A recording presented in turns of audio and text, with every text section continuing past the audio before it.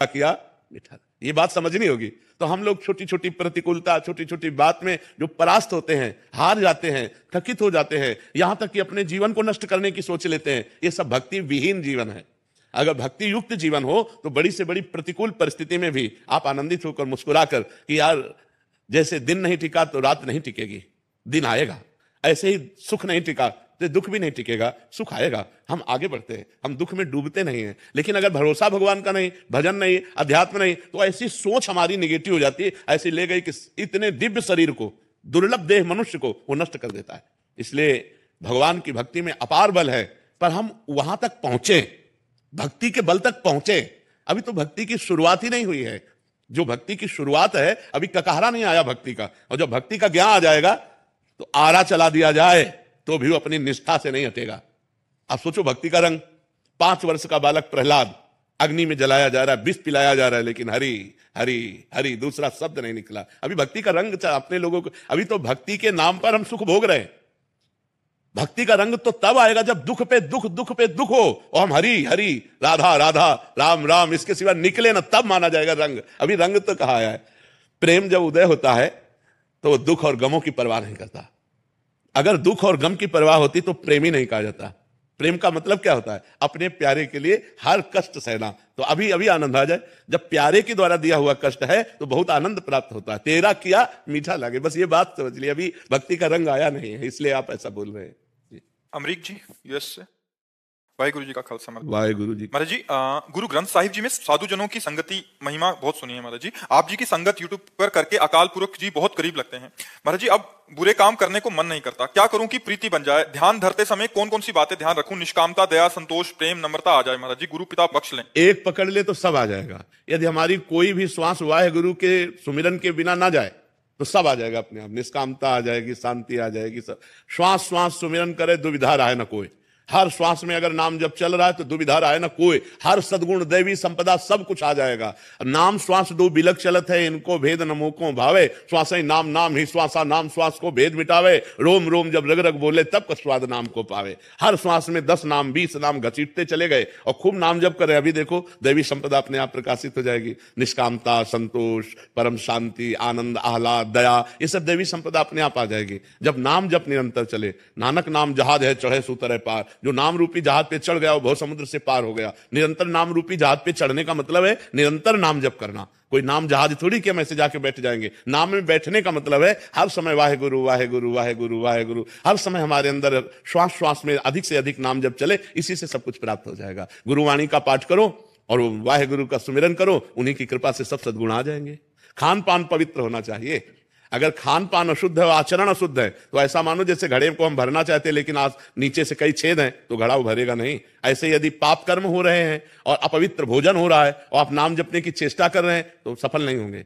पहले उसको सफल करो कि आपके आसपास का वातावरण भागवतिक हो, आपका खान पान भागवतिक हो, आपका चिंतन भागवतिक हो, तब भागवतिक भाव स्थापित हो पाता है। प्रवीण सैनी जी, मोहाली से। श्री हरिवंश महाराज जी। महाराज जी, आपके चरणों में कोटि कोटि प्रणाम। महाराज जी, गुरु और शिष्य का संबंध लौकिक है या पारलौकिक? पारलौकिक, परमार्थिक है। जो व्यवहारिक संबंध माता पिता पत्नी पुत्र भाई और भी रिश्ते नाते हैं, ये सब व्यवहारिक हैं, नाशवान हैं, सांसारिक हैं, परिवर्तनशील हैं, स्वार्थ से हैं, मोह से हैं। लेकिन गुरु का संबंध ये परमार्थ से, केवल परमार्थ से है। गुरु की आज्ञा पर अपने मनोभाव को समर्पित करके हम अगर एक एक बात उनकी मान लें तो इसी जन्म में हमें भगवत प्राप्ति हो जाए। ये भगवत प्राप्ति के लिए गुरु शिष्य का संबंध है। पर शिष्यत्व आ जाए और गुरु मिल जाए, गुरु मिलना भी कठिन है।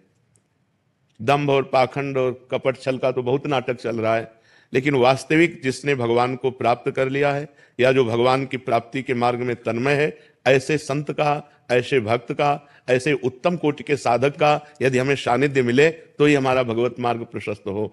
हमारे शास्त्रों में वर्णन है, भागवत में वर्णन है कि गुरु ऐसा होना चाहिए जो शब्द ब्रह्म अर्थात शास्त्रों का, वेदों का पारगामी विद्वान हो और पर ब्रह्म भगवान की अनुभूति से युक्त हो, भगवत साक्षात्कार किए हो और समस्त शास्त्रों का ज्ञान हो, स्वयं भगवत स्वरूप जो हो गए हैं उन गुरुदेव भगवान का वर्ण हो। और शिष्य के लिए है कि गुरु कि आज्ञा में अपने तन मन प्राणों को न्यौछावर करके वैसे ही चले तो इसी जन्म में भगवत प्राप्ति हो जाए, जैसी आज्ञा गुरुदेव की हो। वह आज्ञा समन सुसाहिब सेवा, गुरु सेवा तज करहि जेबान, यह अधर्म यह सभान, कान नरस्कन में रहे, गुरु गोविंद न भेद कराए। जैसे गोविंद वैसे गुरुदेव, गुरु साक्षात परब्रह्म। तो ये गुरु और शिष्य का जो संबंध है वो केवल भगवत प्राप्ति के लिए है, और ये केवल शुद्ध परमार्थ है, इसमें व्यवहार का लेश भी नहीं है।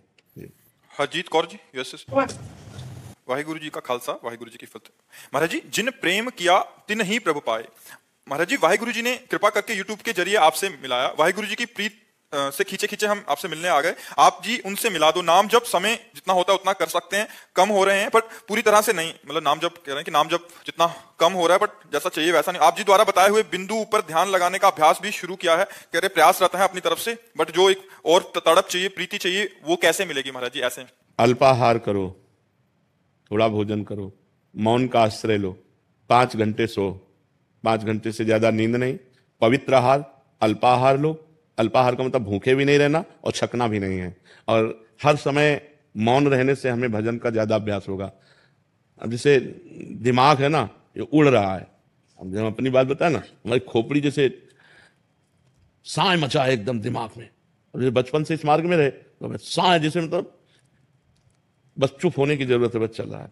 अब जब बात कर रहे हैं तो हमारे दिमाग में छाया हुआ है, क्योंकि अब जैसे यहाँ घंटे 2 घंटे हमारे व्यतीत हुए, इसके बाद बंद, ना किसी से मिलना, ना नीचे उतरना, ना बाहर।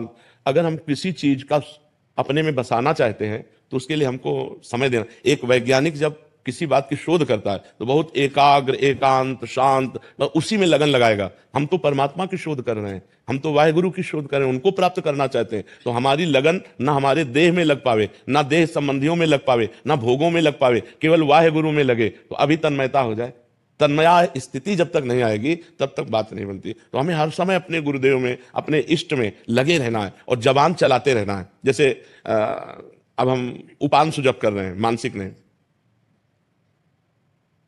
हमारी जबान चल रही और हम मंत्र जप रहे हैं। अब हम मानसिक जप रहे हैं, चल रहा है। आप भी जब के देखो तो कोई आश्चर्य की बात थोड़ी। 2-4 बार तो आप भी मानसिक जप सकते हो, फिर मन भाग जाएगा। देखो चल रहा है, मानसिक में कोई हरकत नहीं होती, चल रहा है। उपांश में हरकत होती, जबान में ऐसा लगेगा कुछ बुदबुदा रहे हैं, और वाचिक में तो ऊपर है ही है, राधा राधा राधा राधा राधा राधा राधा। तो ऐसे हम हर समय उपांश में रहें जब तक हमारी मानसिक स्थिति अचंचल ना हो जाए। अचंचल का मतलब होता है स्थिर। जैसे विषयी पुरुष का मन भगवान पे लगाया जाए तो भागकर विषय में चला जाएगा, ऐसे भक्त का मन विषय में लगाया जाए तो भागकर भगवान में आ जाएगा, वो विषय में नहीं लगेगा, क्योंकि उसको स्वाद मिल गया है नाम का, उसको वाहिगुरु की कृपा मिल गई है। तो हमको चाहिए कम भोजन, कम सुनना, कम बोलना, कम सोना। अगर इन नियमों को हम धारण करें और एकांत सेवन अधिक समय करें और खूब नाम जब उपांश से करें तो हमारा मानसिक में प्रयोग, जहां मन लग गया फिर वो हटाए नहीं हटता है। मन निरंतर प्रभु में लग जाए फिर वो हटाए नहीं हटता है। ये जो हम आपको बताते हैं कि हम ऐसे ऐसे, ये बहाबूदी नहीं बताते, अहंकार के लिए नहीं, लेकिन अभ्यास। यदि अभ्यास किया जाए तो बहुत सरल हो जाएगा। हम आपसे बात कर रहे हैं लेकिन हमारे दिमाग में वही बात नाच रही। जैसे आप हमारी बात सुन रहे हो, अंदर कुछ और चल रहा है ना। जैसे डबल कह दे कि आप हमसे बात कर रहे हो तो भजन कैसे कर रहे हो? तो जैसे आप हमारी बात सुन रहे हो, श्रवणेंद्रिय से सुन रहे हो, लेकिन आपका अंदर का सिस्टम कुछ और चल रहा है। आप हमारी बात पे पूरे नहीं हो, बार बार कुछ और चल रहा है। वही उसी जगह जब नाम पहुंच जाता है तब बार बार हम आपसे बात कर रहे हैं लेकिन वो खिंचाव उसी तरफ चल रहा है। तो हमारा निरंतर भजन होगा। जब हमारा ऐसा चिंतन होगा तो हमारा निरंतर भजन होगा। उसे कहते हैं परावाणी के द्वारा भजन। होता है वैखरी, मध्यमा, पश्यंती और परावाणी। परावाणी में वो परिपक्व साधक हो जाता है, वो सिद्ध साधक हो जाता है जिसकी ऐसी स्थिति होती है। तो हमको एकांत सेवन करना है, हमको पवित्र और थोड़ा भोजन करना है। अपवित्र भोजन भी भजन में बाधक है, तो ये ध्यान रखें कि हमारा भोजन बहुत पवित्र होना चाहिए और हमारा संग बहुत पवित्र होना चाहिए। और बस 5 घंटे से ज्यादा सैया में सोना नहीं चाहिए, उठ के बैठ जाए और नाम जप करने लगे। ऐसा अभ्यास करके देखो। और मूल तो गुरु कृपा है, वाहिगुरु जी की कृपा है, प्रयत्न अपना है, प्रयास अपना है और फल तो गुरु कृपा से ही प्राप्त होता है।